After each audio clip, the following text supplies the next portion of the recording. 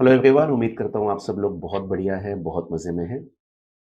We are in the final stages of March 2026 and 1st April 2026 is finally upon us. And this is going to be a historic date. Why is this going to be a historic date? हमारा income tax का जो law 1961 का है, जो almost पिछले 65 years से हम काम में ले रहे थे, उसको हटा के नया इनकम टैक्स एक्ट 2025 जो है उसे लागू किया जाएगा। It is a landmark occasion and it is a challenging phase also because whether you be a tax professional, whether be a person doing business profession, whether you be a salaried professional, आपने हमेशा income tax act को जाना है तो वो income tax act 1961 के हिसाब से जाना है। अब टाइम आ गया है इनकम टैक्स एक्ट 2025 के प्रोविजंस को जानने का। Myself C Vijendra Agarwal, a tax educator and a tax professional, और ये वीडियो मैं आज लेके आया हूँ आप लोगों के लिए in order to discuss certain legislative changes which are coming into income tax law with effect from 1st April 2026। और इस वीडियो में मैं आपके साथ ये भी डिस्कस करने वाला हूँ कि हमारे पास क्या क्या टूल्स अवेलेबल है जिसके थ्रू अपनी नॉलेज को अपग्रेड कर सकते हैं।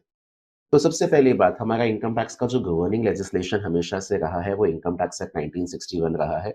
आई गेस मैंने भी और आप में से भी जितने भी लोग हैं सभी ने इनकम टैक्स एक्ट 1961 ही पढ़ा है, इसके अलावा हमने कभी कोई एक्ट पढ़ा ही नहीं इनकम टैक्स को लेके।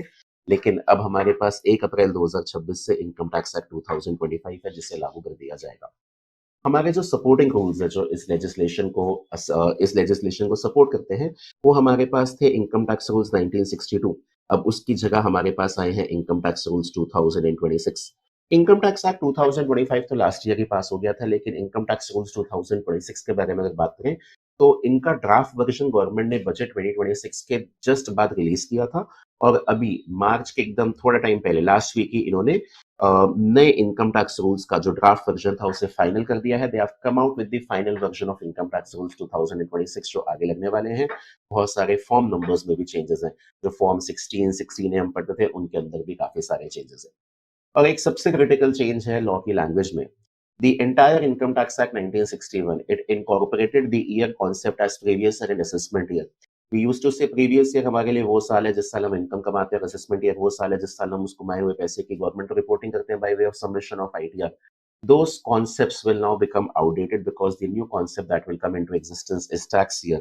And the first tax year under Income Tax Act 2025 will be tax year 2026-27. This will be the first tax year under the new income tax law.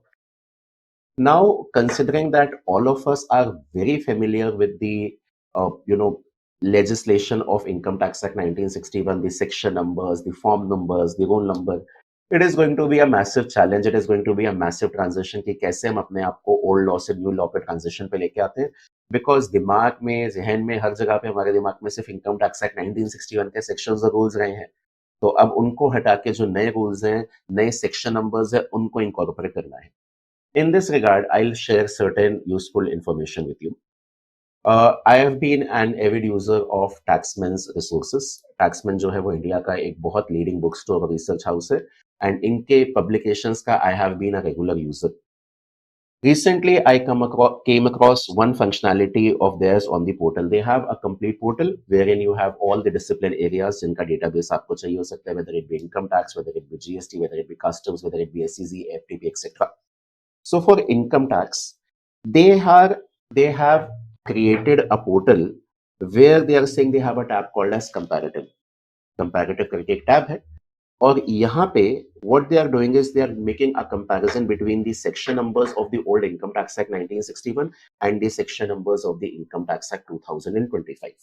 So over here they are providing a complete guidance कि एक particular section जो है, पुराने law में ये वाला section किस चीज के ऊपर बात कर रहा था, नए लॉ में किस चीज के ऊपर बात कर रहे हैं, इनकी आपस में आपको एक लिस्टिंग भी दे रखी है, और साथ के साथ अगर कोई भी चेंजेस है उनका एनालिसिस भी आपको अवेलेबल करवाया हुआ है।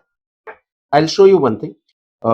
जैसे आप सब लोगों को पता है कि एग्जिस्टिंग हमारा जो इनकम टैक्स लॉ है, इसके अंदर हमारे पास टीसीएस के रिस्पेक्ट में, टैक्स कलेक्शन एट सोर्स के रिस्पेक्ट में जो बातें आती हैं वो सारी आती हैं सेक्शन 206C से। लेकिन नया जो इनकम टैक्स लॉ है उसके अंदर हमारा सेक्शन 206C नहीं चलने वाला है। नए इनकम टैक्स लॉ के अंदर हमारी बातें 2-3 अलग-अलग जगह पे लिखी हुई है। So this portal very properly captures the entire changes as per the new income tax law. आप देखिएगा आपके लिए कितना आसान हो जाता है अगर आप ऐसे पोर्टल पे आके कंपैरेटिव एनालिसिस करते हैं with respect to the changes. Let me just extract the relevant section. Okay, so here I go. This is for TCS. So for the TCS law, old law में जो था मेरे पास income tax act 1961 में 206C था, और नए law में मेरे पास ये अलग अलग सेक्शंस बता रखे हैं, जिसमें से प्राइमरी मेरे पास जो सेक्शन है दैट इज सेक्शन 394।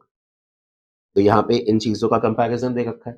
सो आपके पास कंप्लीट एक माइंड मैप अवेलेबल है कि एक पर्टिकुलर टॉपिक को लेके पुराने लॉ में कौन सा सेक्शन नंबर था और नए लॉ में कौन सा सेक्शन नंबर है। वो सेक्शंस की कॉरेस्पॉन्डिंग टेबल भी बना रखी है। फिर इसके बाद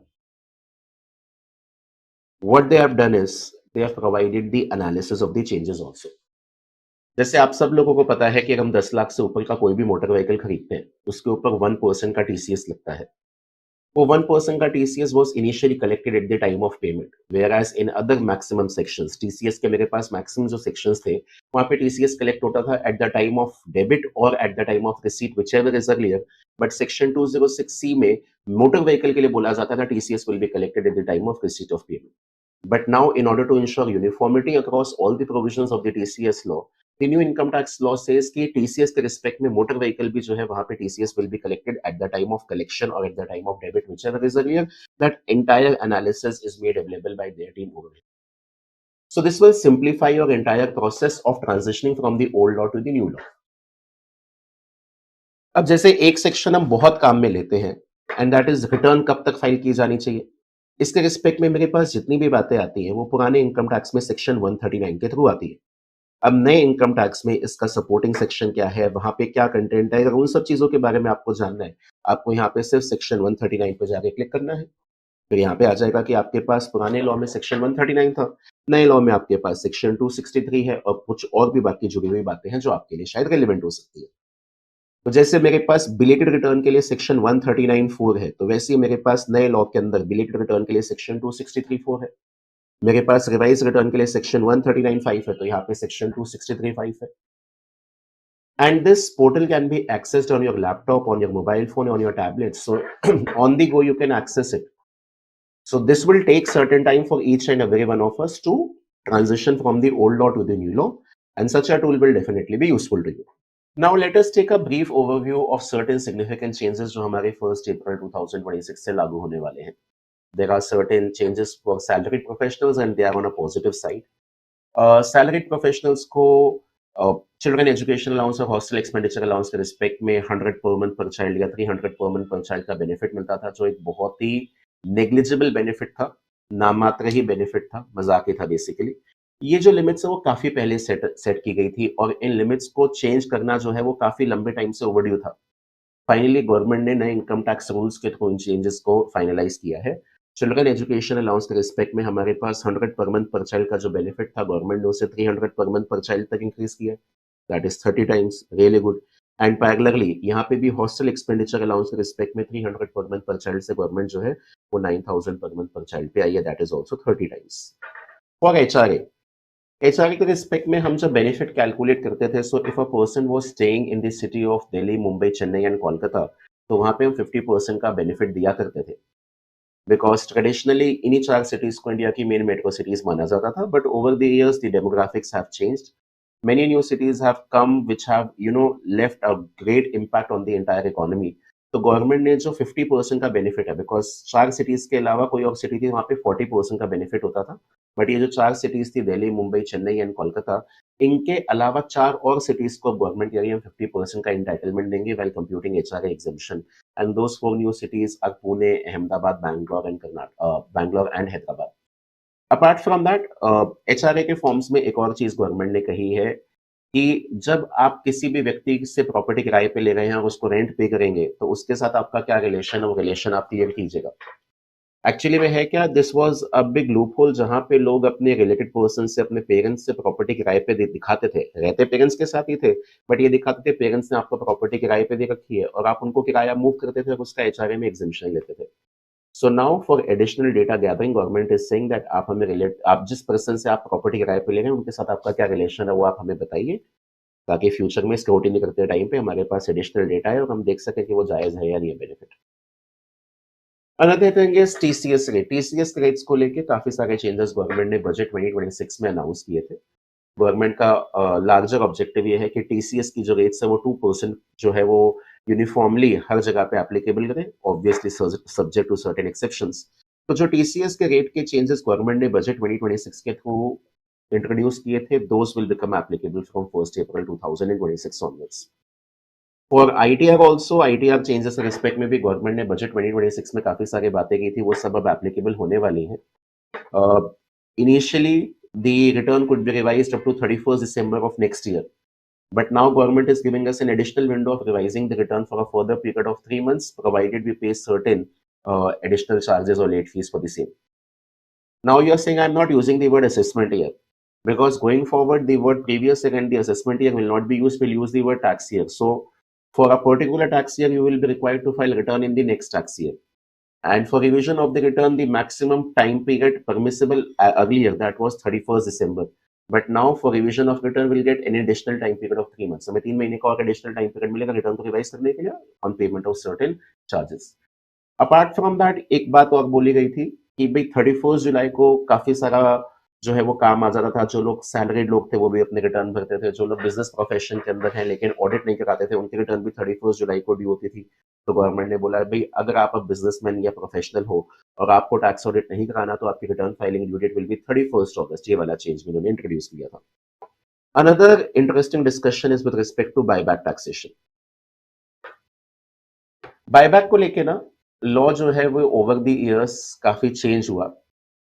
बायबैक के रिस्पेक्ट में पहले हम ये कहते थे कि बायबैक जो है वो शेयर होल्डर के हाथ में कैपिटल गेन की इनकम जनरेट करेगा।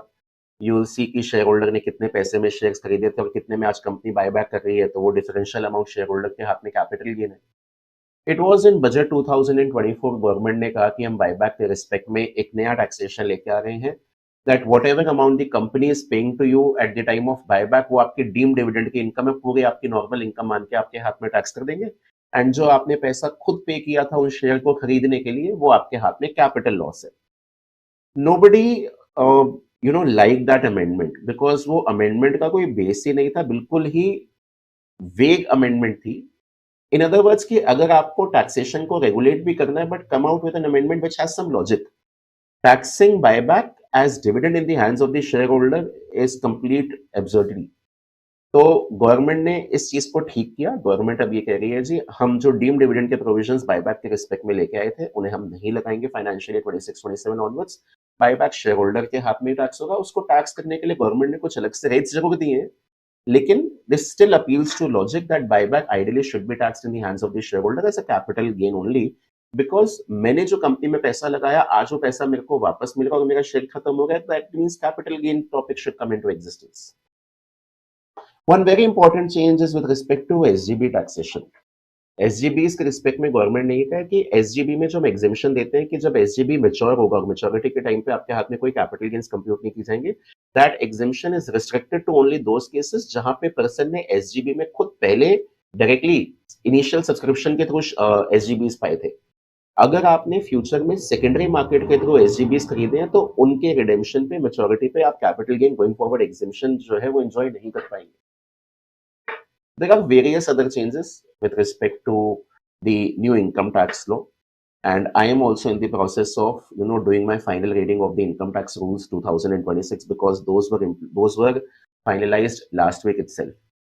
So आगे भी मैं आपके साथ बहुत सारे वीडियोस लेके आता रहूंगा जहां पे नए इनकम टैक्स लॉ में पुराने लॉ के मुकाबले क्या चेंजेस हैं, इनके बारे में हम इंटरेस्टिंग बातें करेंगे। फिलहाल के लिए इस वीडियो में मैं इतना ही कंटेंट आपके साथ डिस्कस करूंगा। एंड जो मैंने आपको टैक्समैन का पोर्टल दिखाया था, अगर आप उस पोर्टल को ट्रायल बेसिस पे भी एक्टिवेट करना चाहें तो आप उनकी वेबसाइट पे जा सकते हैं, वहां पे आपको पूरा प्रोसेस मिल जाएगा ट्रायल बेसिस के लिए। और साथ के साथ अगर आप उसे लॉन्ग टर्म के लिए प्रॉपरली परचेज करना चाहते हैं तो आपके पास एडिशनल 10% का ऑफ भी रहेगा हमारे रेफरल के थ्रू। उसके लिए जो कूपन कोड है वो आपको नीचे डिस्क्रिप्शन में अवेलेबल हो जाएगा। I'll see you again in future and with more videos with more interesting content. Till then, please like कीजिएगा वीडियो को and also share the same with your colleagues as well, with your social circle people as well. Thank you so much. Take care. Bye bye.